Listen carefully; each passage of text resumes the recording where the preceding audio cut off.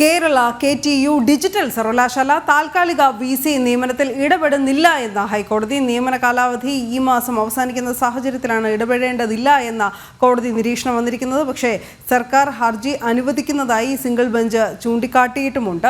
രേഷ്മ ബാബു ചേരുകയാണ് വിവരങ്ങളുമായി. രേഷ്മ, വിശദാംശങ്ങൾ.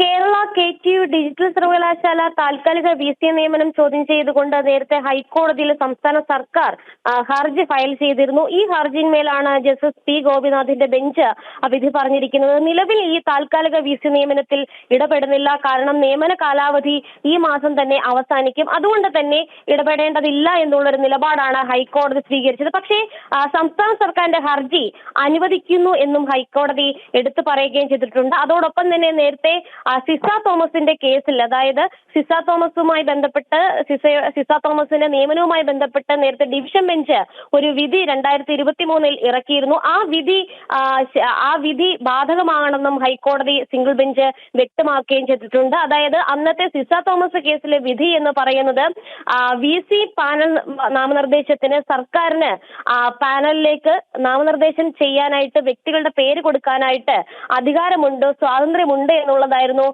ജസ്റ്റിസ് മുഹമ്മദ് മുഷ്താഖ് ഉൾപ്പെടുന്ന ഡിവിഷൻ ബെഞ്ചിന്റെ സിസ തോമസ് കേസിലെ വിധി. ഇത് VC നിയമനത്തിലെമ്പാടും ബാധകമാണെന്നും ഹൈക്കോടതി സിംഗിൾ ബെഞ്ച് ഇന്ന് വ്യക്തമാക്കുകയും ചെയ്തിട്ടുണ്ട്. അതിന്റെ അടിസ്ഥാനത്തിലാണ് സംസ്ഥാന സർക്കാരിന്റെ ഹർജി അനുവദിച്ചത്. പക്ഷേ നിലവിൽ നിയമിച്ചിട്ടുള്ള VCമാരുടെ നിയമന കാലാവധി ഈ മാസം അവസാനിക്കുന്നുണ്ട്. അതുകൊണ്ട് തന്നെ ആ നിയമനത്തിൽ ഇടപെടുന്നില്ല എന്നും ഹൈക്കോടതി എടുത്തു പറയുകയും ചെയ്തു. അനു. ശരി രേഷ്മ.